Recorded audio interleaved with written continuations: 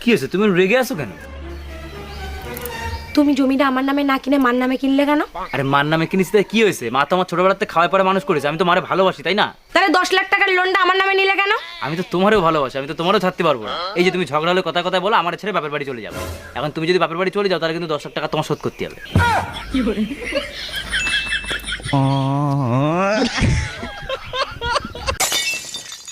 আরে ও দাদা, আপনার লুঙ্গির পেছনটা তো ছেঁড়া, জয় বাংলা দেখা যাচ্ছে। লুঙ্গিটা সামনের দিকে একটু ঘুরিয়ে পড়ুন। আচ্ছা দাদা, আপনাকে একটা কথা বলবো। হ্যাঁ বলেন। লুঙ্গির পেছন ছিঁড়া জয় বাংলা দেখা যাচ্ছে, সে তো আমি মারলাম। হ্যাঁ। ঠিক আছে, এবার পেছন ছিঁড়া লুঙ্গি সামনের দিকে ঘুরিয়ে পড়লে তোমার সোনার বাংলা দেখা যাবে। আমার তো কথা বেশি বুঝেন নাকি? এক কিছু চাচি, চাচা কোনে গেছে? বাবা, তোমার চাচা তো বিদেশে গেছে, 1 বছর পরে আইবো। ভাবি, আপনি কোনো টেনশন করেন না। যদি কিছুর দরকার পড়ে আমাকে একবার কইবেন, আমি কইতরের নাগাল উড়ে আসমু। এই শুনো, আজকে ইলিশ পোলাও করব না কাচ্চি বিরিয়ানি করব, কোনটা খাবা বলো? গরমের ভিতর বিরিয়ানি খেয়ে সহ্য করতে পারবো না, তুমি এক কাজ করো, ইলিশ পোলাও রান্না করো। গরমের ভিতর তিতা খাওয়া ভালো, তাই করলা দিয়ে ডাল রান্না করছি। তিতা ডাইলে যদি রান্না করে থাকো তাহলে আমারে জিজ্ঞেস করতেছো কেন? মা বলছে স্বামীর কাছে শুনতে, করতে বলে নাই। কি ব্যাপার অরুণ ভাই, একা একা বসে কি চিন্তা করতেছেন? শরীর ভালো তো? ভাবি, শরীর ভালো, মনটা ভালো না, কি করি বলেন তো?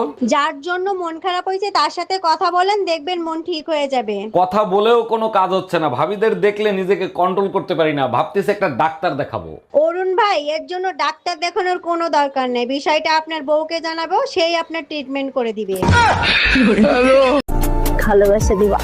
হ্যাঁ, তোমার আমি ভালোবাসা দেই আর তুমি আমারে বাস দাও। ছড়াইতে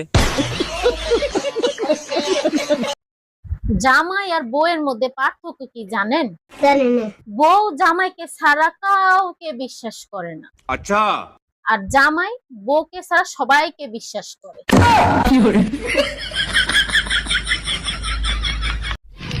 তোর নাম কি রে? নান্টু। বানান কত দেখি? 0192।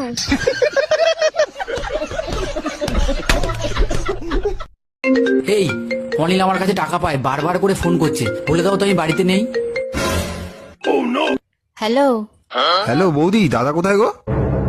না, দাদা তো বাড়িতে নেই, বাইরে গেছে। কি বলছো, বাড়িতে দাদা নেই?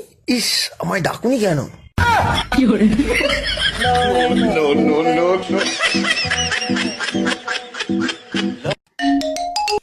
হ্যালো।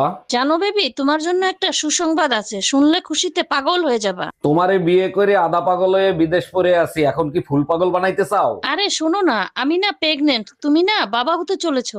এইটা কেমনে সম্ভব? 2 বছর ধরে আমি বিদেশ, তুমি প্রেগনেন্ট হইলে কি করে? তুমিই তো বলে গেছিলা কোনো কিছুর দরকার হলে পাশের বাড়ির বাইরে দিয়ে করে নিতে।